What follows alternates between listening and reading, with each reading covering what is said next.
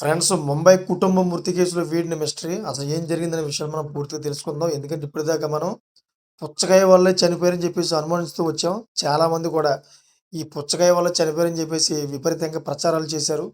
అసలు వీళ్ళంతా కూడా పుచ్చకాయల వల్ల చనిపోయారా? లేక ఇంకేదైనా కారణమా? అనే విషయం మీద అయితే ఇప్పటిదాకా దర్యాప్తు చేశారు. ఆ విషయం మీద అయితే ఎట్టకేలకైతే ఈ కేసులో మొత్తం మిస్టరీ అంతా వీడిపోయింది. ఏంటి విషయాలను మనం పూర్తిగా తెలుసుకుందాం. ఫ్రెండ్స్, ముంబైలో పుచ్చకాయ తిని ఒకే కుటుంబానికి చెందిన నలుగురు వ్యక్తులు మృతి చెందిన ఘటన స్థానికంగా కలకలం రేపిన సంగతి తెలిసిందే మనందరికీ.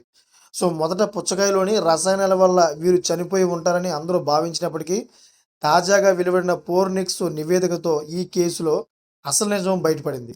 మృతుల శరీర నమూనాలను పరీక్షించిన అధికారులు వారి మరణానికి ఎలుకల మందులో ఉండే జింక్ పాస్పైడ్ అనే అత్యంత ప్రమాదకరమైన పదార్థమే అని కారణమని తేల్చారన్నమాట.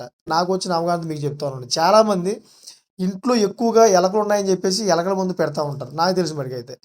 సో ఇప్పుడు రాత్రిపూట లేదా మీరు పుచ్చకాయ తినేటప్పుడు సగం కోసి సగం పక్కన పెడతా ఉంటారు. కొంతమంది అజాగ్రత్తగా అయితే అది బయటే వదిలేస్తూ ఉంటారు అన్నమాట. సో ఇటువంటి క్రమంలోనే నైట్ పూట ఏదైతే ఎలుక మందు ఉందో ఎలుక తినేసి దాని తర్వాత ఏదైనా ఆహార పదార్థాలు తినటానికి కూడా వస్తూ ఉంటుందన్నమాట.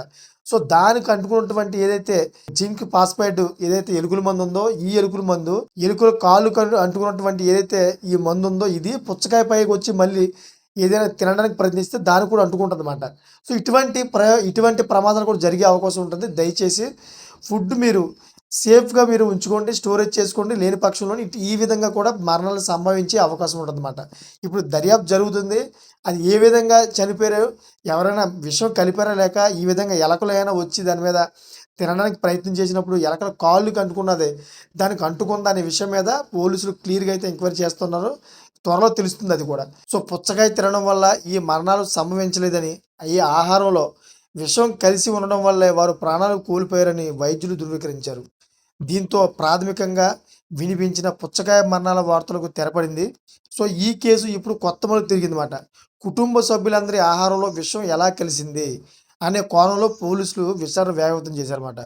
సో కుటుంబ కలహాలు లేదా ఆర్థిక ఇబ్బందుల కారణంగా వారి స్వయంగా విషం తీసుకున్నారా, లేక ఎవరైనా కావాలనే ఆహారంలో విషం కలిపి వారిని అంతమొందించారా? ఈ 2 కోణాల్లోనూ పోలీసులు ఆధారాలు సేకరిస్తూ ఉన్నారు. సో పుచ్చకాయ పైనే నేరుగా విషం చల్లారా, లేక ఇంకేదైనా మార్గం ద్వారా వారి శరీరంలోకి చేరిందా అనే అంశాన్ని సాంకేతిక ఆధారాల ద్వారా విశ్లేషిస్తున్నారు పోలీసులు. సో సాధారణంగా వేసవిలో పుచ్చకాయల వినియోగం ఎక్కువగా ఉంటుంది. సో ఈ వార్తతో ఆందోళన చెందిన ప్రజలకు అధికారులు స్పష్టత ఇచ్చారు. పండ్ల వల్ల ప్రమాదం లేదని, అదేవిధంగా ఆహార పదార్థాలను నిల్వ చేసే చోట ఎలుకల మందు వంటి రసాయనాలను వాడేటప్పుడు అత్యంత జాగ్రత్తగా ఉండాలని సూచించారు.